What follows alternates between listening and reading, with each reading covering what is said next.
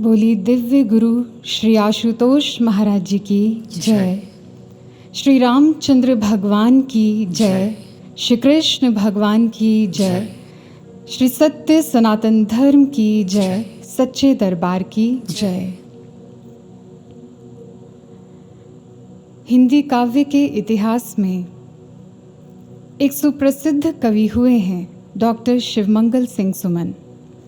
अपनी एक कविता में वो लिखते हैं, जीवन अपूर्ण लिए हुए पाता कभी खोता कभी, आशा निराशा से घिरा हंसता कभी रोता कभी, गति मति न हो अवरुद्ध इसका ध्यान आठों याम है, चलना हमारा काम है, चलना हमारा काम है। इस विशद विश्व प्रहार में किसको नहीं बहना पड़ा, सुख दुख हमारी ही तरह किसको नहीं सहना पड़ा, फिर व्यर्थ क्यों कहता फिरूं मुझ पर विधाता वाम है, चलना हमारा काम है, चलना हमारा काम है। गुरु भाइयों और बहनों, ये बात बिल्कुल सटीक है कि हम सबके जीवन में कोई ना कोई अपूर्णता है। सुख दुख, लाभ हानि, खोना पाना हम सबके जीवन का अभिन्न अंग है। फिर हम क्यों विषम परिस्थितियों में हताशा और निराशा में घिरकर अपने जीवन की गति और मति को अवरुद्ध कर दें। फिर हम क्यों इन सब कुछ के लिए ईश्वर पर व्यर्थ दोषारोपण करें, क्योंकि दोष तो इसमें ईश्वर का भी नहीं है, तो फिर किसका है। हमारे जीवन के सुख दुख, बाधाओं के लिए, व्याधियों के लिए कौन जिम्मेदार है, कौन है जो इसके पीछे कारण बनकर खड़ा है। आइए इसको जानते हैं। एक बार एक कंपनी के एम्प्लॉयज़ जब अपने ऑफिस पहुंचे तो उन्होंने अपने सामने दरवाजे पर लगे एक नोट को पढ़ा। उस नोट पर बड़े बड़े अक्षरों में लिखा था कि जो व्यक्ति आज तक आपके और आपकी कंपनी की उन्नति के मार्ग में बाधा बनता आ रहा था, उनका देहांत हो गया है। He has passed away and you all are invited to join his funeral. सभी को उस व्यक्ति की अंत्येष्टि में एकत्रित होना था। अपने सहकर्मी की मृत्यु का समाचार पाकर वो सभी थोड़ा दुखी तो हुए, लेकिन सभी के मन में एक और भाव ने जन्म लिया। सबने सोचा कि चलो ये तो ठीक ही हुआ कि अब वह व्यक्ति नहीं रहा, क्योंकि उसके रहते न जाने कब से हमारे विकास में बाधा उत्पन्न हो रही थी। लेकिन साथ ही सभी लोग ये भी जानने के लिए बहुत एक्साइटेड थे कि आखिर वह व्यक्ति था कौन। इसलिए सभी बड़ी जल्दी ही उस स्थान पर एकत्रित हो गए। वहाँ उन्होंने देखा कि एक कॉफिन रखा है, एक ताबूत रखा है। सभी अधीर हो रहे थे कि देखें उस ताबूत में कौन लेटा है, कौन व्यक्ति है जो आज तक उनके जीवन में, उनके विकास के मार्ग में बाधा बनता आ रहा था। इसलिए एक एक करके सभी को ताबूत में लेटे उस व्यक्ति को देखने का मौका मिला। लेकिन जैसे ही एक एक करके सबने कॉफिन के अंदर झांक कर देखा तो सभी दंग रह गए, अवाक रह गए। ऐसा लगा मानो किसी ने उनकी आत्मा को जोर से झकझोर दिया हो, क्योंकि जिसको उन्होंने उस ताबूत में लेटे देखा उसकी तो वे कभी कल्पना ही नहीं कर सकते थे। जानते हैं वे व्यक्ति कौन था? आप भी सुनकर हैरान हो जाएंगे। जब उन्होंने ताबूत में झांका तो उन्होंने किसी और को नहीं बल्कि अपना ही चेहरा देखा। कैसे? क्योंकि उस कॉफिन में कोई व्यक्ति नहीं लेटा था, बल्कि उसके स्थान पर एक आईना, एक दर्पण लगाया गया था। इसलिए जब सभी ने उसके अंदर झांक कर देखा तो सबको अपना ही प्रतिबिंब दिखाई दिया, और उस दर्पण के साथ एक संदेश लिखा था। उसमें लिखा था कि केवल एक व्यक्ति है जो आपके विकास की सीमा निर्धारित करने में सक्षम है, और वो कोई और नहीं, आप स्वयं हैं। आपके जीवन में आने वाले हर सुख दुख के लिए, हर उन्नति अवनति के लिए, हर आशा और निराशा के लिए केवल और केवल आप जिम्मेदार हैं, केवल आप हैं। किसी अनुभवी ने इस तथ्य को कैसे समझाया? उन्होंने कहा, the longer I live the more convinced I become that life is 10% what happens to us and 90% how we respond to it. हम बहुत आसानी से किसी दूसरे पर दोषारोपण कर देते हैं कि अमुक व्यक्ति के कारण मैं ऐसा हो गया, या सो एंड सो परिस्थिति में मुझे ये करना पड़ा, मैं विवश हो गया। जबकि फैक्ट ये है कि हमारे जीवन में हमारे साथ कब क्या घटित होता है, इसमें किसी भी व्यक्ति या परिस्थिति का रोल केवल 10% होता है। काहू न कोहू सुख दुख कर दाता, निज कृत कर्म भोग सब भ्राता। हमारे ही द्वारा किए गए अच्छे या बुरे कर्मों के अनुरूप हमारे जीवन में सुखद या विषम परिस्थिति निर्मित हो जाती है, जिसका इम्पैक्ट हमारे ऊपर केवल 10% है। बाकी का 90% ये इस बात पर निर्भर करता है कि उस आई हुई परिस्थिति को हमने कैसे डील किया, उसको हमने कैसे रिस्पॉन्ड किया। अपने जीवन में उत्पन्न होने वाली किसी भी परिस्थिति को, अच्छी या बुरी, उसको हमने कौन सी दिशा दी, उसमें हमने क्या निर्णय लिया, क्या समाधान किया उसका, अपने जीवन में आई किसी समस्या को कैसे निवारण किया उसका, हमने उस समय को कैसे जिया, इसका पूरा पूरा कंट्रोल केवल और केवल हमारे हाथ में होता है। हम चाहें तो अपने जीवन को ऐसी परिस्थितियों में नकारात्मक दिशा में मोड़ दें, या चाहें तो हम अपने जीवन की गाड़ी को सकारात्मक दिशा की ओर चैनलाइज कर लें। ये हमारे हाथ में है। इसलिए आइए हम महापुरुषों के द्वारा दिए गए एक ऐसे अचूक सूत्र को श्रवण करते हैं जो हमें ये सिखाएगा कि हमारे जीवन का ये भाग, जो हमारे एक्शंस, रिएक्शंस और डिसीजंस का परिणाम है, उसको कैसे जिया जाए, उसको कैसे डील किया जाए। आइए महापुरुषों की वाणी को श्रवण करते हैं।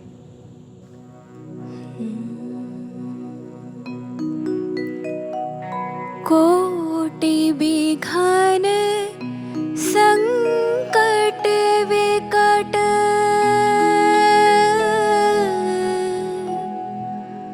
कोटि शत्रु जो साथ, तुलसी बल नहीं करी सके,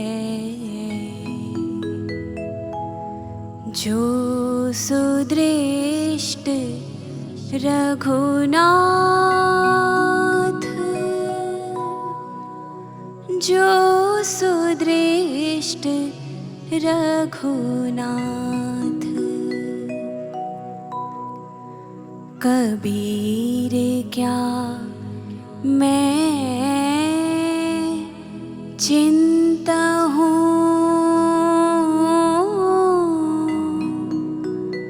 मम चिंते क्या हो, मेरी चिंता हरि करे, चिंता मोहे न कोई,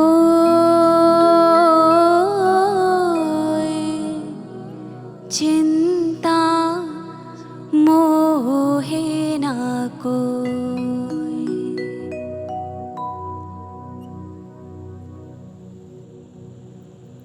गोस्वामी तुलसीदास जी और कबीर दास जी की वाणी को हमने अभी श्रवण किया।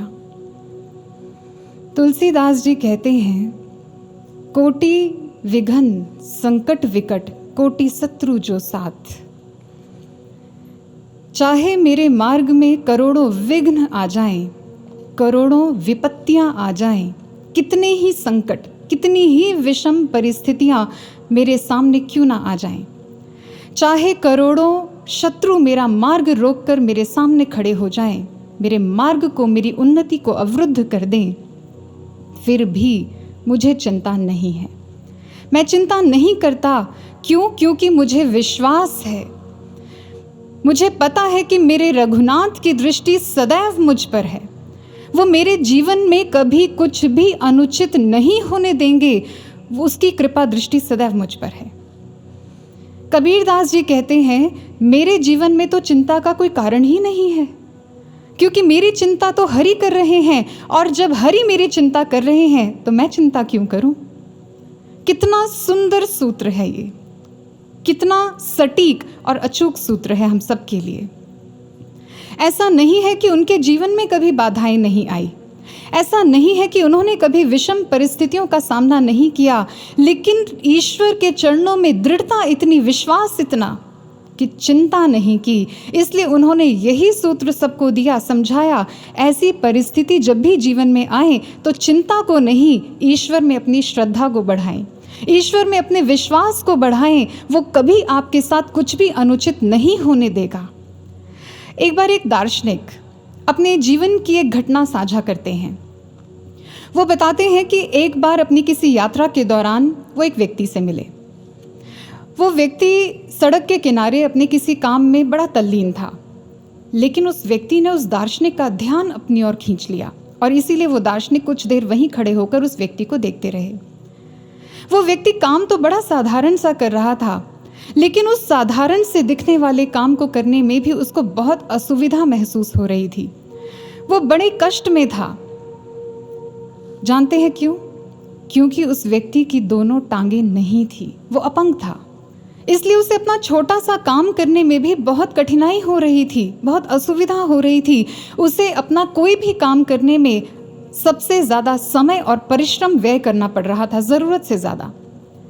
लेकिन उस व्यक्ति की जिस बात ने उस दार्शनिक का ध्यान अपनी ओर खींचा वो ये थी कि इन सब विषमताओं के होते हुए भी, इन सब कठिनाइयों के होते हुए भी, इन सब असुविधाओं के रहते हुए भी उस व्यक्ति के चेहरे पर कोई शिकन नहीं थी। वो बड़ा प्रसन्न था, बड़ी प्रफुल्लता से वो अपना काम कर रहा था। उसके हाव भाव में कहीं भी कोई हताशा, निराशा नहीं थी। ये बात दार्शनिक को बड़ी अटपटी लगी। क्यों? क्योंकि उस दार्शनिक के जीवन में सब कुछ था। सारी सुख सुविधाओं के होते हुए भी अपने जीवन की छोटी छोटी समस्याओं के कारण वो उलझन में था, वो दुविधा में था, वो हताशा में था। इसलिए उस दार्शनिक से रहा नहीं गया। वो उस व्यक्ति के पास गया और उससे पूछा कि भाई, ये सब कैसे हुआ तुम्हारे साथ? उस व्यक्ति ने बड़े मस्ती के अंदाज में उस दार्शनिक को उत्तर दिया। उसने कहा कि सर, कुछ भी तो नहीं हुआ, मैं तो बचपन से ऐसा हूँ। उस दार्शनिक ने थोड़ा दुख जाहिर किया और उससे पूछा कि फिर तुम्हारा ख्याल कौन रखता है? उस व्यक्ति ने कहा बड़ी कृतज्ञता के भाव से, मेरी माँ और उससे भी पहले मेरा भगवान मेरा ध्यान रखते हैं, क्योंकि ईश्वर से भी अधिक और बेहतर ध्यान कोई और रख सकता है क्या? इस पर दार्शनिक ने उससे ऐसा प्रश्न किया। उसने कहा कि फिर तुमने अपने भगवान से कभी प्रश्न नहीं किया? तुमने अपने भगवान से कभी शिकायत नहीं की कि उसने तुम्हें पाँव क्यों नहीं दिए? कितना अच्छा होता कि अगर तुम्हारे पास भी पाँव होते, तुम्हारा जीवन भी कितना सहज होता। क्या तुमने नहीं पूछा कभी? उस व्यक्ति ने दार्शनिक के इस प्रश्न का उत्तर एक प्रश्न से दिया। उसने पूछा कि सर, क्या आपको कभी कमी महसूस नहीं होती कि आपके पास पंख नहीं हैं? कितना अच्छा होता अगर आपके पास भी पंख होते, आप भी पक्षियों की तरह पंख लगाकर उड़ते। एक स्थान से दूसरे स्थान पर जाने में आपको कोई असुविधा नहीं होती। आपको अपनी यात्राओं के लिए घंटों प्लेन के इंतज़ार में नहीं खड़े होना पड़ता। क्यों सर, नहीं होती ना कोई कमी महसूस, कोई असुविधा महसूस नहीं होती? ठीक इसी तरह मुझे भी इन असुविधाओं के रहते हुए भी कोई असुविधा महसूस नहीं होती, क्योंकि मैं जानता हूँ कि मेरे ईश्वर ने मुझे जो कुछ भी दिया है वो मेरे लिए सर्वोत्तम है, और आगे भी वो जो कुछ देगा वो मेरे लिए सर्वश्रेष्ठ होगा, कल्याणकारी होगा, ये मैं जानता हूँ। गुरु भाइयों और बहनों, ऐसा नहीं है कि उस व्यक्ति के ऐसा कहने से उसके जीवन की समस्याएं खत्म हो गई या उसकी प्रॉब्लम्स थी ही नहीं, ऐसा नहीं है। लेकिन उसके देखने का नजरिया बदल गया, और दृष्टिकोण के बदलते ही उसके भीतर उत्साह ने जन्म लिया, उसके भीतर प्रसन्नता ने जन्म लिया, पॉजिटिविटी का संचार हुआ और उसका जीवन बदल गया। इसलिए किसी ने बहुत सुंदर ये बात समझाई है। उन्होंने कहा, in trouble to be troubled is to have your trouble doubled. अगर आप अपने जीवन में आई किसी समस्या को लेकर व्यथित हैं, चिंतित हैं, विचलित हैं, अधीर हैं, तो सावधान हो जाइए, क्योंकि ऐसा करके आप अपने जीवन की समस्याओं को कम नहीं कर रहे, उसे खत्म नहीं कर रहे, बल्कि और बढ़ा रहे हैं, उसे डबल कर रहे हैं। चिंता चिता समा प्रोक्ता बिंदु मात्रं विशेषता, सजीवम दहते चिंता निर्जीवम दहते चिता। हमारे शास्त्रों में महापुरुषों ने हमें समझाया है। उन्होंने कहा कि चिंता और चिता में कोई अंतर नहीं होता, कोई भेद नहीं है। हाँ, एक फर्क है केवल बिंदु का फर्क है, इसके अतिरिक्त कोई भेद नहीं है, दोनों का कार्य भी एक ही है। लेकिन जहां चिता एक मनुष्य को मृत्यु के उपरांत भस्म करती है, वहीं चिंता उसे जीते जी मार डालती है, उसे जीते जी जला देती है, उसकी सारी पॉजिटिविटी, उसकी क्रिएटिविटी को खत्म कर देती है, उसकी ऊर्जा, उसके उत्साह, उसकी प्रसन्नता, सब कुछ को नष्ट कर देती है, उसकी सूझबूझ, उसके विवेक को खत्म कर देती है। यह है चिंता। इसलिए आपको अपने जीवन में कभी भी ऐसा लगे कि अब आप अपने जीवन की समस्याओं के पहाड़ की ऐसी चोटी पर खड़े हैं जहां से अब एक कदम भी आगे बढ़ाना असंभव है, अब आप एक कदम भी यदि आगे बढ़ाएंगे तो गिर जाएंगे, टूट जाएंगे, बिखर जाएंगे, ऐसे में भी आप चिंता नहीं करें, आप घबराइए नहीं, आप ईश्वर पर विश्वास रखिए, वो आपको गिरने नहीं देगा। और यदि आप गिरने भी लगे हैं तो आप हौसला रखिए, वो आपको थाम लेगा। और यदि वो आपको थाम भी नहीं रहा है तो समझ लीजिए कि वो आपको उड़ने की शक्ति दे रहा है, वो आपको उड़ना सिखा रहा है।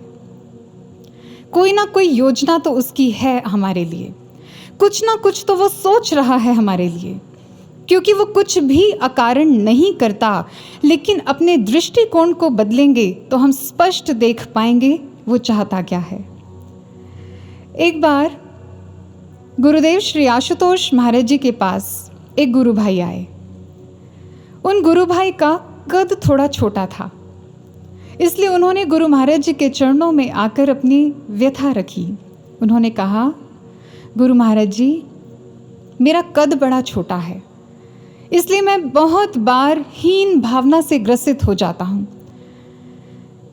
मेरी विनती है आपसे प्रभु कि आप मेरी इस समस्या का निवारण कर दें, आप मेरे कद को बढ़ा दीजिए।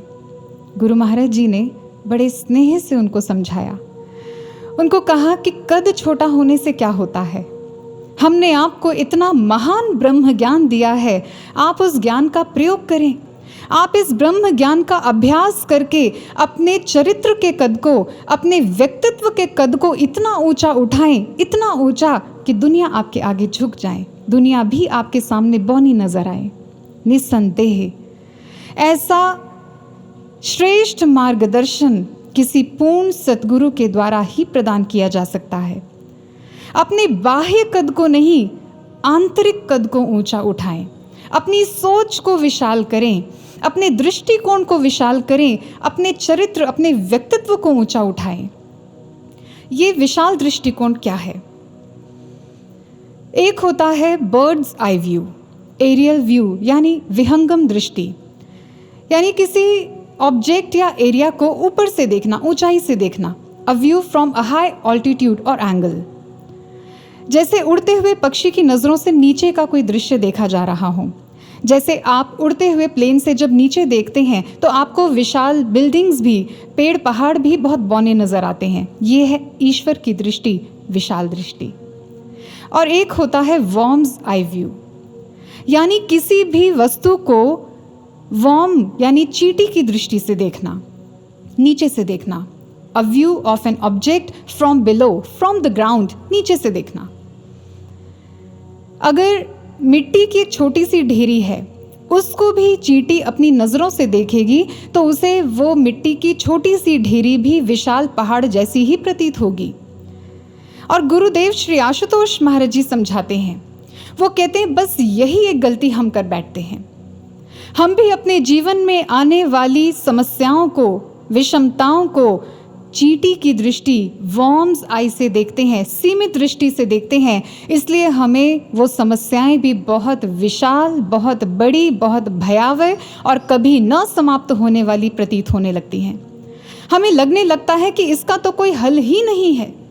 हमें लगता है कि इस स्थिति से पता नहीं हम कभी बाहर आ भी पाएंगे या नहीं आ पाएंगे, कब होगा और कैसे होगा। बस यही सोच सोच कर हम चिंतित, व्यथित, परेशान रहते हैं। जबकि समझाया जाता है, problems are wonderful presents that are thrown at us by providence only, but we fail to recognise the gift because it comes wrapped up in a soiled package. हमारे जीवन में आने वाली हर विषम परिस्थिति, हर संघर्षपूर्ण परिस्थिति, हर चुनौती ईश्वर द्वारा भेजा गया बेहद सुंदर उपहार होती है। जानते हैं, समस्या का जो इंग्लिश वर्ड है प्रॉब्लम, वो लैटिन लैंग्वेज के प्रो बेलो वर्ड से बना है, जिसका अर्थ होता है वो परिस्थितियां जो जानबूझकर हमारे मार्ग में डाली गई हैं, जो जानबूझकर हमारे मार्ग में डाली गई हैं। स्पष्ट है इससे।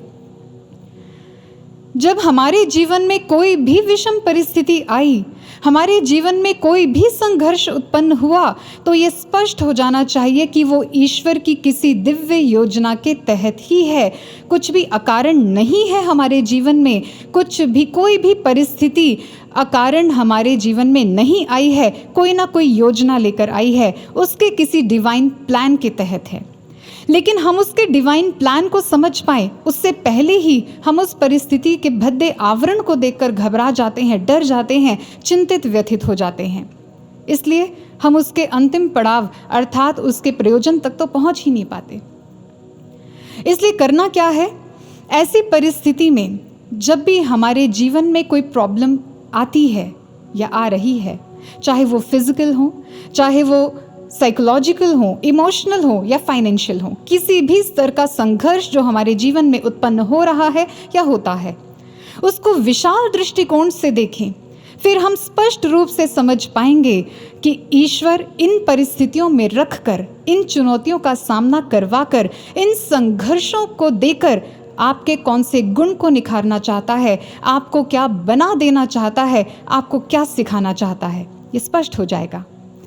आइए इसको हम मरकरी के जीवन से समझते हैं। मरकरी, जिसे पारद भी कहा जाता है, आयुर्वेद की एक स्पेशलाइज्ड ब्रांच है, रस शास्त्र।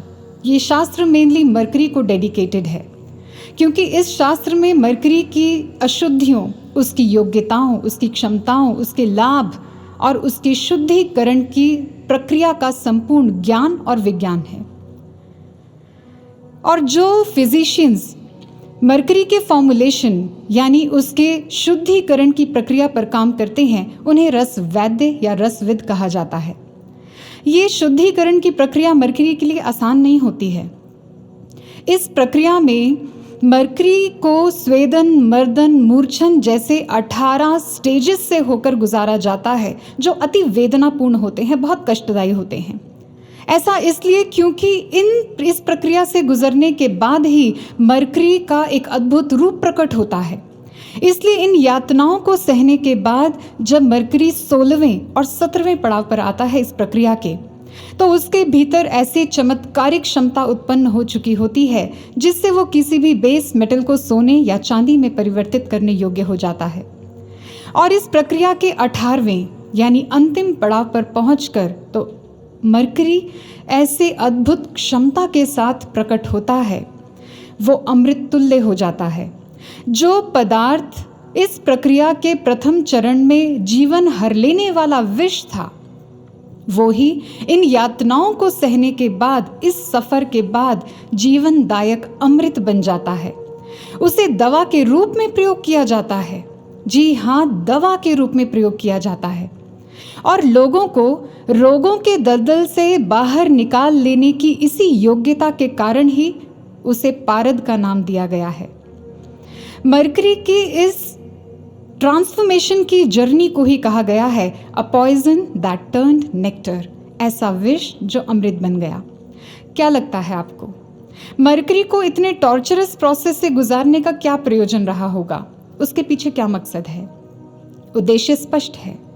मरकरी की सारी अशुद्धियों को समाप्त कर, मरकरी को मल रहित करके, उसके संपूर्ण अस्तित्व को मिटाकर, उसको पूरी तरह से बदल देना, उसके सारे टॉक्सिन्स को निकालकर, उसकी अशुद्धियों, दोषों को समाप्त कर उसे नया जीवन प्रदान करना, उसे अमृत तुल्य बना देना उद्देश्य है ये। तो आप सोच के देखिए कि जब मरकरी जैसे पदार्थ के जीवन में संघर्षों का, कष्टों का इतना महत्व है, तो क्या हमारे जीवन में संघर्षों का कोई मूल्य नहीं है? तो क्या हमारे जीवन में इन संकटों का, इन कष्टों का कोई महत्व नहीं है, कोई प्रयोजन नहीं होगा क्या? बेशक है। प्रयोजन भी है, महत्व भी है और बहुत महान और दिव्य है। स्मरण कीजिए गुरुदेव श्री आशुतोष महाराज जी के वचनों को, जिनमें उन्होंने स्पष्ट समझाया है, बताया है, जो कुछ हुआ वह जो होगा है योजना प्रभु की, उज्जवल भविष्य की है संकल्पना प्रभु की। एक जगह कहा, अभिलाषा गुरु की हम भी चमके गगन के तारों से, झलके अब व्यक्तित्व हमारा उत्तम श्रेष्ठ विचारों से। तो एक जगह कहा, हो संतान मेरी साधारण नहीं हो, आए इस धरा पर अकारण नहीं हो। कुछ भी अकारण नहीं है हमारे जीवन में, हर एक कार्य उसके किसी दिव्य योजना के तहत है, उसके किसी डिवाइन प्लान के तहत हो रहा है। हमारे जीवन को उत्कृष्ट बनाने की योजना, हमें उज्जवल भविष्य देने की योजना, हमें हमारे व्यक्तित्व को सुंदर बनाने की योजना, हमारे व्यक्तित्व के सारे दोषों को दूर कर, सारी अशुद्धियों को मिटाकर हमें सुंदर पावन उत्तम चरित्र देने की योजना है। धृति, क्षमा, दमोस्तयम, शौचम, इंद्रिय निग्रह, इन सभी गुणों से वो हमें सुसज्जित करना चाहते हैं। इसलिए कितनी ही परिस्थितियों में गुरु महाराज जी हमें धैर्य धारण करना सिखाते हैं, कितनी ही परिस्थितियों में वो हमें दया करना सिखाते हैं, कभी हमें संतोष और संयम जैसे उत्तम गुणों को धारण करना सिखाते हैं, तो कभी हमें विशाल क्षमावान हृदय रखना सिखाते हैं। आप जानते हैं कि जितनी कठिन ये प्रक्रिया मरकरी के लिए होती है, उतनी ही कष्टप्रद उसे विष से अमृत बनाने वाले रस वैद्यों के लिए होती है। क्योंकि रस वैद्य अपना सारा समय, अपनी सारी ऊर्जा, अपनी सारी क्षमता, अपना सारा ज्ञान मरकरी का जीवन बदलने के लिए समर्पित कर देते हैं। कुछ ग्राम्स मरकरी के फॉर्मुलेशन के लिए भी कई महीनों का समय लग जाता है, लेकिन इस पूरे अंतराल में, इस पूरे पीरियड में रस वैद्य धैर्य धारण करके हर पल उसमें आने वाले बदलावों और उसकी आवश्यकताओं के प्रति सजग रहते हैं। गुरु महाराज जी के चिंतन और उनके समर्पण की ओर जरा ध्यान दें। अब क्या गुरु महाराज जी का समर्पण भी इसी तरह, या ये कहें क्या इससे भी कई गुना अधिक नहीं है हमारे लिए? रस वैद्य जब मरकरी जैसे पदार्थ के लिए इतने समर्पित हो सकते हैं, तो हम तो मानव हैं। मानव के चंचल हृदय पर काम करना, उसके चंचल मन पर काम करना, मानव का निर्माण करना, उसे मानव से महामानव बनाना, ये तो सबसे दुष्कर कार्य है, सबसे कठिन कष्टप्रद कार्य है। लेकिन हमारे गुरु महाराज जी अपने सारे सुखों को तिलांजलि देकर केवल और केवल हमारे व्यक्तित्व के निर्माण के लिए अपना सब कुछ झोंक देते हैं। हमें सुंदर उत्तम चरित्र प्रदान करने के लिए अपना सारा जीवन समर्पित कर दिया उन्होंने, केवल इसलिए कि हमें सुंदर चरित्र मिल सके, केवल इसलिए कि हम अपने जीवन के, अपने व्यक्तित्व की अशुद्धियों को समाप्त कर सकें, अपने जीवन के उच्चतम लक्ष्य को प्राप्त कर सकें, अपने जीवन को महान बना सकें और लोगों को समाज की, संसार की, दुखों की, विषयों की दलदल से बाहर निकालने योग्य हम बन जाएं, केवल इसके लिए। और इसके लिए गुरु महाराज जी पल पल समर्पित हैं, पल पल कटिबद्ध हैं, पल पल संकल्पबद्ध हैं। और ऐसा नहीं है कि गुरु महाराज जी हमारे जीवन में आने वाली किसी भी परिस्थिति के प्रति बेखबर हैं। हमारे जीवन में आने वाले प्रत्येक बदलाव के प्रति वो पूर्ण सजग हैं, उन्हें हर पल की खबर है। इसलिए हम किसी भी परिस्थिति में, वो चाहे बदलाव हमारे बाह्य स्तर पर हो, चाहे मानसिक स्तर पर हो या आत्मिक स्तर पर हो, हर स्तर के बदलावों के प्रति गुरु महाराज जी की पैनी दृष्टि है। उनके चिंतन का तार सदैव अपने शिष्यों के साथ जुड़ा रहता है। इसलिए कभी भी किसी भी परिस्थिति में हम अकेले नहीं हैं। हम सदैव गुरु महाराज जी को अपने साथ खड़ा पाते हैं, उनकी कृपा दृष्टि सदैव अपने ऊपर पाते हैं। हम कभी अकेले कैसे हो सकते हैं? और इस बात को आप सबने भी अपने जीवन में बहुत बार अनुभव किया ही होगा। आइए गुरु बहन की घटना आपको सुनाते हैं। एक समय आया जब उन बहन के जीवन में हर ओर से, हर तरफ से परेशानियों ने उन्हें घेर लिया। कभी आर्थिक तंगी, कभी शारीरिक समस्या और इन सब के रहते हुए मानसिक वेदना, मानसिक यातनाएं। कहीं बाहर निकलने का कोई रास्ता, कोई मार्ग, कोई दिशा दिखाई नहीं दे रही थी उन्हें। लेकिन इन परिस्थितियों में भी गुरु महाराज जी के प्रति उनका प्रेम, उनका समर्पण, उनकी निष्ठा बड़ी प्रबल थी। ध्यान की गहराई में एक दिन उन्होंने क्या देखा? उन्होंने देखा कि गुरु महाराज जी उनके घर पर आए हैं। केश खुले हुए, सफ़ेद वस्त्रों में, शॉल लपेटे हुए गुरु महाराज जी मुस्कुराते हुए उनके घर पर उनके सामने खड़े हैं। गुरु महाराज जी को यूं अपने घर में आया देख वो दंग रह गईं, लेकिन साथ ही बहुत प्रफुल्लित भी थी। वो समझ ही नहीं पा रही थी कि वो क्या करें, क्या करना चाहिए। उन्होंने झट गुरु महाराज जी के चरणों में अपना मस्तक रखकर अपना प्रणाम अर्पित किया और साथ ही अपने हृदय की भावना को भी गुरु महाराज जी के चरणों में रख दिया। उन्होंने ये नहीं कहा कि महाराज जी मैं बहुत समय से संकटों से घिरी हूँ, मुझे बाहर निकाल लो। उन्होंने ये भी नहीं कहा कि महाराज जी मेरे जीवन में बहुत दुख हैं, आप मेरे दुखों को दूर कर दीजिए। ऐसा कुछ भी नहीं मांगा, ऐसा कुछ नहीं कहा। बल्कि उन्होंने कहा कि हे गुरु महाराज जी, आप यूं ही सदा सदा अपने चरणों से हमें जोड़ के रखना, इनसे कभी अलग मत होने देना, इनसे कभी दूर मत होने देना। और जानते हैं, भक्त की इस भावना को, इस प्रार्थना को सुनकर हमारे करुणा वत्सल गुरुदेव ने क्या किया? उन्होंने भी उनकी पीठ को थपथपाकर प्रसन्नता से आशीर्वाद दे दिया और बोले ऐसा ही होगा। और अब जब वो गुरु बहन महाराज जी को प्रणाम करने के बाद खड़ी हुई तो एक टक महाराज जी को निहारती रही। वो ये भूल ही गई कि गुरु महाराज जी कब से खड़े हैं, उन्हें बैठने के लिए कोई स्थान देना चाहिए। इसलिए गुरु महाराज जी स्वयं ही उस कमरे में लगे बिस्तर को व्यवस्थित करने लगे, अपने बैठने का स्थान बनाने लगे। जब उन्होंने ये देखा तो उन्हें लगा कि ये क्या हुआ, महाराज जी ये क्या कर रहे हैं, ये तो मुझे करना चाहिए। इसलिए वो तुरंत आगे बढ़कर उस बिस्तर पर बिछी चादर को व्यवस्थित करने लगी। लेकिन अचानक उनकी दृष्टि गई उस कमरे की दीवारों पर, आसपास बिखरे सामान पर, जो बहुत दयनीय अवस्था में था। उन सबको देखकर उनके मन में एक भाव जागा और उन्होंने हाथ जोड़कर नम आंखों से गुरु महाराज जी से प्रार्थना की। उन्होंने कहा, महाराज जी आप यहाँ मत रहिए, ये घर आपके योग्य नहीं है, यहाँ तो आपकी सेवा भी ठीक से नहीं हो पाएगी, आप यहाँ से चले जाइए। आप किसी संपन्न प्रेमी भक्त के घर जाकर रह लीजिए, जहाँ आपको सुख सुविधाएं प्राप्त हो सके। आप नूर महल चले जाइए, आप दिव्य धाम चले जाइए, लेकिन महाराज जी यहाँ मत रहिए, यहाँ आपको बहुत कष्ट होगा। हमारे करुणा वत्सल गुरुदेव अपने भक्त की पीड़ा को देखकर अपने निजी सुखों का कहाँ ध्यान रखते हैं। इसलिए उन्होंने क्या कहा? उन्होंने कहा, मैं क्यों चला जाऊं यहाँ से, तुझे इन दुखों और तकलीफ़ों में अकेला छोड़कर मैं कैसे चला जाऊं, मैं तो यहीं रहूँगा हर पल तुम्हारे साथ। गुरु भाइयों और बहनों, इस घटना को सुनकर आपको भी वो सारे क्षण, वो सारे पल अपने जीवन के याद आ गए होंगे, जिनमें आपने भी गुरु महाराज जी को ठीक इसी तरह अपने संकट की घड़ी में अपने साथ खड़ा पाया है। याद करो उन दुख के पलों को जिनसे गुरु ने निकाला है, दृढ़ता इससे और बढ़ेगी, संशय को दूर भगाना है।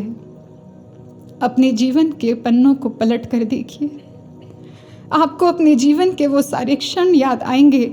आप देखेंगे हर पन्ने पर गुरु महाराज जी की कृपा ही है। जब जब भी किसी ने आपका साथ छोड़ा है, केवल मात्र गुरु महाराज जी थे आपके साथ, जिन्होंने अंतिम श्वास तक आपका साथ निभाया है। आप देख पाएंगे स्पष्ट रूप से कि जो कार्य कोई और नहीं कर पाया, उसको गुरु महाराज जी ने सहज ही आपके लिए कर दिया है। और ऐसा नहीं है कि ये संकट, ये दुख हमारे जीवन में पहली बार आए। पहले भी बहुत बार दुखों की घड़ियां आई हैं, पहले भी बहुत बार संकटों ने आकर हमें घेरा है, लेकिन हर बार गुरु महाराज जी ने ही तो हमें बाहर निकाला है। जब जब भी हमारे कर्मों की धूप ने हमें झुलसाया है, हर बार गुरु महाराज जी ने ही तो हमें अपनी शीतल छांव में रखकर सहलाया है। फिर हम क्यों भूल जाते हैं? जब वैसी ही कोई स्थिति आज फिर निर्मित होती है हमारे जीवन में, जब वैसा ही कोई दुख हमारे जीवन में फिर आता है, हम क्यों भूल जाते हैं कि जैसे पहले गुरु महाराज जी ने हमें बाहर निकाला वो आज भी निकालेंगे। जैसे पहले महाराज जी ने कभी हमें नहीं अकेला छोड़ा, वो आज भी साथ नहीं छोड़ेंगे। हम क्यों भूलते हैं इस बात को, ये जानते हुए कि गुरु महाराज जी सदा सदा हमारे साथ हैं। फिर हम क्यों घबरा जाते हैं, क्यों हम बेचैन हो जाते हैं, क्यों शोकाकुल हो जाते हैं। ऐसा जानते हैं क्यों होता है? ऐसा इसलिए होता है क्योंकि एक साधन है जो हमें नकारात्मकता की खाइयों से बाहर निकालकर सकारात्मकता की ऊंचाइयों पर ले जाना जानता है, हमें वहाँ स्थित कर देता है। एक विज्ञान है जो हमें किसी भी परिस्थिति को संकीर्ण सीमित दृष्टि से देखने की बजाय विशाल दृष्टि से देखना सिखाता है। लेकिन या तो हमें वो साधन ही प्राप्त नहीं हुआ है या फिर उसका उपयोग हम ठीक से नहीं कर रहे हैं, उसका अभ्यास नहीं कर रहे हैं। ये साधन, ये विज्ञान है ब्रह्म ज्ञान, और इसका अभ्यास है इसकी ध्यान साधना आदि नाम का सुमिरन, इसका अभ्यास। या तो हमें ब्रह्म ज्ञान ही प्राप्त नहीं हुआ है, इसीलिए हम बार बार ऐसी परिस्थितियां निर्मित होने पर शोकाकुल हो जाते हैं, चिंतित हो जाते हैं। या दूसरा पक्ष ये कहता है कि या हम इसका अभ्यास ही ठीक से नहीं कर रहे, अगर ब्रह्म ज्ञान प्राप्त भी है तो। क्योंकि इसी नाम सुमिरन के अभ्यास की कमी के कारण ही बार बार ऐसा होता है हमारे साथ कि हम अपने जीवन के कंट्रोल को, जो 90% हमारे हाथ में है, हम उसको ना चाहते हुए भी नकारात्मकता की दिशा में मोड़ बैठते हैं, वहाँ चैनलाइज कर बैठते हैं। इसलिए आइए हम संत सहजो बाई जी की वाणी को श्रवण करते हैं, जिसमें उन्होंने बहुत सुंदर तरीके से हमें ये समझाया है कि कैसे इस नाम सुमिरन का अभ्यास करें।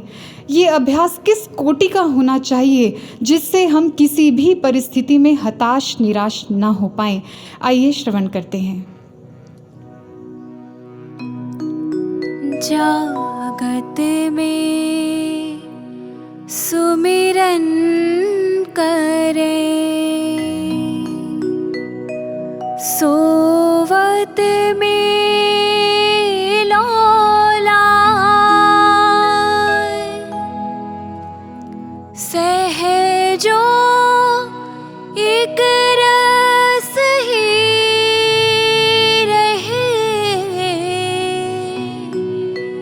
तार टूटे नहीं जाए, तार टूटे नहीं जाए। बैठे लेटे चालते, खान पान व्यवहार, जहाँ तहाँ सुमिरन करे, सहजो ही निहार,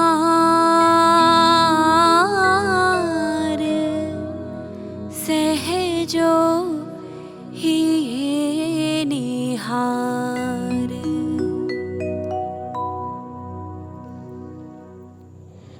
संत सहजो बाई जी कह रही हैं, उठते बैठते, खाते पीते, सोते जागते आप हर वक्त ईश्वर के आदि नाम का सुमिरन करें। आप अपने जीवन के सभी कार्य व्यवहारों में, हर आती जाती श्वास में ईश्वर के सुमिरन का, ईश्वर के नाम का अभ्यास करें। लेकिन हम उठते बैठते, खाते पीते, सोते जागते सांस तो ले रहे हैं दिन रात अनवरत, लेकिन जब तक हम इन सांसों को सुमिरन में तब्दील नहीं कर पाए, तब तक इन सांसों के चलने से हम कोई विशेष उपलब्धि प्राप्त नहीं कर पा रहे, हमें कोई विशेष लाभ प्राप्त नहीं हो रहा इन सांसों के चलने से। ये ठीक ऐसे है जैसे आप अपनी गाड़ी को किसी जगह पर पार्क कर दें, लेकिन उसका इंजन ऑफ नहीं करें, उसे ऑन ही छोड़ दें। ऐसे में इंजन तो ऑन है, फ्यूल का कंजम्पशन भी हो रहा है, वो भी लगातार धीरे धीरे घट रहा है, खर्च हो रहा है, लेकिन आपकी गाड़ी अपना प्रयोजन सिद्ध नहीं कर पा रही है, वो कहीं पहुंच नहीं पा रही। ठीक इसी तरह दिन रात हमारी सांसें तो चल रही हैं अनवरत निरंतर दिन रात, लेकिन ये जो बार बार पल प्रतिपल घट रही हैं, हमारे खाते में से इनकी गिनती कम भी होती जा रही है, लेकिन क्या फायदा, ये अपना प्रयोजन सिद्ध नहीं कर पा रही हैं। इसलिए सांस लेने में और सुमिरन करने में क्या अंतर है, इसको समझते हैं। क्यों? क्योंकि समय रहते हमें इन श्वासों को सुमिरन में परिवर्तित करना ही होगा, क्योंकि कोई नहीं जानता कि किसके खाते में कितनी सांसें शेष हैं। आइए समझते हैं इनके अंदर अंतर क्या है। हमारे सूक्ष्म शरीर में मुख्यतः 3 वाहिकाएं हैं, ईड़ा, पिंगला, सुषुम्ना, जिनमें सुषुम्ना नाड़ी अधिक महिमावान है, क्योंकि ये ब्रह्म रंध्र से लेकर सीधे मेरुदंड के नुकीले अंत तक अवस्थित होती है, इसीलिए इसे ब्रह्म वाहिनी भी कहा जाता है। लेकिन ये सुषुम्ना नाड़ी सुषुप्त रहती है, अप्रकट रहती है। इसलिए जब हम श्वास लेते हैं तो ईड़ा और पिंगला नाड़ियों का प्रयोग होता है, जिसमें स्थूल देह में श्वास के रूप में ऑक्सीजन अंदर बाहर होती है, अर्थात ऑक्सीजन का इनहेलेशन एक्सहेलेशन होता है, यानी सांस लेना। और एक है सुमिरन। जब कोई पूर्ण तत्ववेता सद्गुरु हमें ब्रह्म ज्ञान में दीक्षित करते हैं तो अपनी कृपा से उसी समय हमारे मेरुदंड में अवस्थित इस सुषुम्ना नाड़ी को जागृत कर देते हैं और हमारे प्राणों में बसे ईश्वर के आदि नाम को, अव्यक्त नाम को, जिसे प्राइमोडियल वाइब्रेशन कहा जाता है, उस सूक्ष्म आदि स्पंदन को प्रकट कर सुषुम्ना नाड़ी में प्रवेश करा देते हैं। अब आरंभ होता है सुमिरन। और अब सुषुम्ना नाड़ी एक साधक के मन को उसके मेरुदंड के नुकीले अंत से लेकर उसे ब्रह्मरंध्र तक की यात्रा कराती है, यानी उसके मन को मूलाधार चक्र से उठाकर उसे ब्रह्मरंध्र अर्थात ब्रह्म तत्व तक की यात्रा कराती है, वहां स्थित कर देती है। साधक के मन को, साधक के चित्त को ब्रह्म तत्व में स्थित करती है। ये है नाम सुमिरन। और इसी के अभ्यास के लिए सहजोबाई जी कहती हैं कि सहजो एक रस ही रहे, तार टूट नहीं जाए। ध्यान रहे इस बात का कि ये जो तार है सुमिरन का जो जुड़ा है, वो कभी भी कहीं भी टूट ना जाए, इसका ध्यान रहे। जैसे आपने देखा या सुना होगा, दुर्गम सरहदों पर देश की सुरक्षा में तैनात सैनिकों के पास कुछ आवश्यक वस्तुएं जो लगातार पहुंचाई जाती हैं। आवश्यक वस्तुएं जैसे हथियार, दवाइयाँ, खाद्य पदार्थ, इन आवश्यक वस्तुओं को जिस चैनल से उन तक पहुंचाया जाता है उसको लाइफलाइन या जीवन रेखा कहते हैं। सोच के देखिए, अगर ये लाइफलाइन अवरुद्ध हो जाए, कहीं से ब्रेक हो जाए तो क्या होगा? तो वो सैनिक भी अपने संघर्षों में लगातार हारते जाएंगे और बहुत संभव है कि वो अपने प्राणों से भी हाथ धो बैठें। गुरु भाइयों और बहनों, हम साधकों की लाइफलाइन है ये सुमिरन, जिसके द्वारा हम निरंतर गुरु तत्व से, ब्रह्म तत्व से जुड़े रहते हैं और निरंतर गुरु द्वारा दी गई सद्प्रेरणाओं को प्राप्त करते हैं, जिसके माध्यम से हम अपने जीवन के प्रत्येक कार्य के लिए अचूक मार्गदर्शन प्राप्त करते हैं। हम किसी भी परिस्थिति में उत्साह, उमंग, उल्लास, प्रसन्नता, आनंद जैसे पॉजिटिव हायर एनर्जीज में बने रहते हैं, उसको हमेशा प्राप्त करते रहते हैं। सोच के देखिए, यदि ये सुमिरन का प्रवाह टूट जाए, यदि ये लाइफलाइन हमारी ब्रेक हो जाए तो क्या होगा? तो हम भी अपने जीवन के युद्धों में हार जाएंगे। हम भी अपने जीवन में संघर्षपूर्ण परिस्थितियों के आगे घुटने टेक देंगे और फिर हताशा और निराशा में घिर जाएंगे। हम शोकाकुल हो जाएंगे, चिंतित, व्यथित हो जाएंगे। फिर से अपने जीवन को हमने गलत दिशा में मोड़ दिया। इसलिए महापुरुषों ने हमें समझाया, इस आदि नाम का सुमिरन आप इस तरह करें, ऐसा अनवरत हो, ऐसा दृढ़ आपका अभ्यास हो, जिससे आप अपने जीवन में आने वाली किसी भी परिस्थिति में कभी घबराएं नहीं, कभी चिंतित ना हो, बल्कि आप हायर एनर्जीज में डटे रहें, उसको सदा प्राप्त करते रहें। और अपने जीवन के इस 90% भाग को सकारात्मक दिशा में चैनलाइज करना सीख लें। इसलिए अब इस ध्यान साधना सुमिरन के प्रति कोई कोताही नहीं बरती जा सकती, कोई लापरवाही नहीं चल सकती। आइए हम कोविड-19 पैंडेमिक के इस करेंट सिनेरियो, जिसे न्यू नॉर्मल कहा जा रहा है, इससे अपने लिए एक सीख लेते हैं। इसे न्यू नॉर्मल क्यों कहा गया? जिस समय में हम जी रहे हैं, इसलिए क्योंकि ये लाइफ कोविड-19 पैंडेमिक से पहले वाली नॉर्मल लाइफ से थोड़ी सी डिफरेंट है। उसका एक नया वर्जन है, जिसमें हम पहले की तरह ही घरों से बाहर तो निकलने लगे हैं, हम पहले की तरह ही कामकाज करने लगे हैं, कमाने लगे हैं, खरीदारी करने लगे हैं, लेकिन इन सब के साथ कुछ प्रिकॉशंस जुड़ गए हैं, कुछ स्पेशल नॉर्म्स जो ह्यूमंस के लिए बने हैं वो ऐड हो गए हैं, जिनको हर हाल में, हर स्थिति में पालन करना आवश्यक हो गया है। जैसे मास्क लगाना, सोशल डिस्टेंसिंग का पालन करना, हाथों को रेगुलर धोना या सैनिटाइज करना, ये सब कुछ। लेकिन अगर ऐसी स्थिति में मान लीजिए कोई व्यक्ति ये सोचने लगे कि क्या फ़र्क पड़ता है अगर मैं इन एहतियातों को बरतूं या ना बरतूं, क्योंकि लाइफ तो नॉर्मल है। क्या फ़र्क पड़ता है अगर मैं ये सब प्रिकॉशंस, ये सब नॉर्म्स को फॉलो नहीं करूं तो क्या होगा? तो होगा ये कि या तो वो व्यक्ति स्वयं ही संकट में आ जाएगा या किसी और के लिए समस्या का कारण बन जाएगा। इसलिए मन करें या ना करें, one has to take all these precautions, one has to follow all these norms, उसे करना ही पड़ेगा। ठीक इसी तरह हम साधकों के लिए भी कुछ नियम बने हैं जिनको हर हाल में, हर कंडीशन में, हर स्थिति में पालन करना ही है। उसके लिए कोई कोताही नहीं बरती जा सकती, कोई लापरवाही नहीं चल सकती। इसका कोई सब्स्टिट्यूट नहीं है हमारे पास। साधना करना, सेवा करना, गुरु आज्ञा का निष्ठा से पालन करना, सत्संग सुनना, सुमिरन करना, हम किसी भी स्थिति में बेपरवाह, लापरवाह नहीं हो सकते। इसको लेकर हम ये नहीं कह सकते कि क्या फर्क पड़ता है। आप जानते हैं, एक व्यक्ति के जीवन के सबसे इम्पॉर्टेंट कामों के प्रति, जिसके लिए उसकी सारी श्रद्धा लगनी चाहिए, जिसके लिए उसका सारा ज्ञान, सारा श्रम लगना चाहिए, सारा फोकस, सारी एनर्जी लगनी चाहिए, यदि उसी कार्य के प्रति वो व्यक्ति लापरवाह हो जाए, प्रमादी हो जाए, ये सोचकर कि क्या फ़र्क पड़ता है, उसकी इसी मेंटालिटी को नायग्रा सिंड्रोम का नाम दिया गया है। इस सिंड्रोम को एक व्यक्ति के एग्जाम्पल से समझाया जाता है। इसमें क्या होता है, एक व्यक्ति नाव में बैठा यात्रा कर रहा था। उसने पतवार को भी कस के थाम के रखा था, लगातार चला रहा था और अपनी नाव को अपनी मंजिल की ओर बढ़ा रहा था। कुछ दूर जाने के बाद उसका ध्यान आसपास के प्राकृतिक दृश्यों में उलझ गया।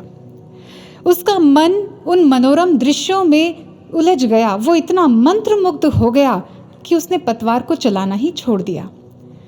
अब ना उसे अपनी मंजिल याद थी, ना पतवार को चलाना याद था, बल्कि वो खुश था। उसे लग रहा था कि देखो, ये तो अच्छा ही हुआ कि मैंने पतवार को चलाने की मेहनत छोड़ दी, बेकार ही मेहनत कर रहा था। देखो तो मेरी नाव कितनी आसानी से आगे बढ़ती जा रही है, अपने आप ही चल रही है, क्योंकि हवा की गति के साथ उसकी नाव भी गति पकड़ चुकी थी। लेकिन उसकी नाव किस दिशा में जा रही है, इसकी ओर उसका कोई ध्यान नहीं था। उसकी तंद्रा तब टूटती है जब नायग्रा फॉल्स का शोर उसके कानों में पड़ता है। तब उसे होश आती है, तब उसे रियलाइज होता है कि वो कितनी बड़ी भूल कर चुका है। उसने देखा कि वाटरफॉल्स के साथ उसकी नाव तो गिरने की कगार पर आ गई है। अब वो जल्दी से पतवार को फिर से थामता है, जल्दी जल्दी चलाने की कोशिश करता है कि मैं अपने जीवन को बचा लूं, अपनी नाव को बचा लूं, लेकिन अब तक बहुत देर हो चुकी होती है। पानी के तेज बहाव के साथ उसकी नाव नीचे गिर चुकी होती है। वो व्यक्ति अपने जीवन से हाथ धो बैठता है। अब अपने जीवन को हम जरा ध्यान से देखें। कहीं ऐसी ही कोई गलती हम तो नहीं कर रहे? कहीं हम भी नायग्रा सिंड्रोम का शिकार होकर अपने जीवन के सबसे महत्वपूर्ण कार्य, साधना, सुमिरन, सेवा, सत्संग, इनके प्रति लापरवाह तो नहीं हो रहे? कहीं इनको छोड़कर तो नहीं बैठ रहे, ये सोचकर कि क्या फर्क पड़ता है? अगर हमने साधना नहीं भी की तो क्या हो गया, हम सत्संग तो ठीक से सुन ही लेते हैं। अगर हम एक बार सत्संग नहीं भी सुन पाए तो क्या फ़र्क पड़ता है, क्या हो गया, क्योंकि जब YouTube पे अपलोड होगा हम तब सुन लेंगे। क्या फ़र्क पड़ता है अगर हम इस समय में हम सेवा नहीं कर पा रहे हैं, जब भविष्य में कभी मौका मिलेगा तब कर लेंगे। अगर ऐसी सोच हमारे भीतर जन्म ले रही है तो सावधान होने की आवश्यकता है। कहीं ऐसा ना हो कि हम भी इसी लापरवाही के कारण अपने जीवन को निम्नताओं की, नकारात्मकता की खाइयों में गिरा दें, जिसके बाद अपने जीवन को फिर से संभाल पाना असंभव हो जाए। कहीं ऐसा ना हो, इसलिए सजग रहें। हम ध्यान रखें कि हमारे जीवन की दिशा किस ओर है, और साधना, ध्यान, सुमिरन, सत्संग की पतवार को कसकर थाम के रखिए। उसे लगातार चलाते रहिए ताकि हम अपने उज्जवल भविष्य की ओर बढ़ सकें, ताकि हम अपना सुंदर उत्तम चरित्र निर्मित कर सकें, ताकि हम अपने जीवन को उत्कृष्टता की ओर लेकर जा सकें, क्योंकि यही तो हमारा भविष्य है। और इसी के लिए गुरु महाराज जी ने ये पतवार हमारे हाथों में थमाई है, बड़ी ही उम्मीदों के साथ। इसलिए आइए हम गुरु महाराज जी के चरणों में यही प्रार्थना करते हैं कि महाराज जी हमें ऐसा विवेक प्रदान करें, गुरु महाराज जी हमें ऐसी शक्ति प्रदान करें कि हम ध्यान, साधना, सुमिरन जैसे इन ओजस्वी विचार जो हमें सत्संग के द्वारा प्राप्त होते हैं, इनसे जुड़े रहें निरंतर, और इसको थाम कर रख कर इस पर चलते हुए हम वो दिव्यता प्राप्त कर सकें, हम वो एनर्जी प्राप्त कर सकें, हम वो मार्ग प्राप्त कर सकें, वो क्षमता प्राप्त कर सकें कि जीवन की किसी भी परिस्थिति में हम चिंता मुक्त रह सकें, सदा आनंद में रह सकें, सदा आनंद में विचरण कर सकें। इसलिए आइए गुरु भाइयों और बहनों, हम अपनी इसी भावना को, अपने इसी प्रार्थना को गुरु महाराज जी के चरणों में कुछ शब्दों के माध्यम से अर्पित करते हैं। चलते रहें हम संग तेरे हरदम, राहों में तेरी जीवन बिताएं, श्वासों को अर्पित करके समर्पित, सुमिरन में अपने मन को लगाएं। जो वादा किया है तुमसे गुरुवर, उसे प्राणपन से निभाएं। जो पाया है तेरे दर से प्रभु, उसे हम कभी भुला ना पाएं।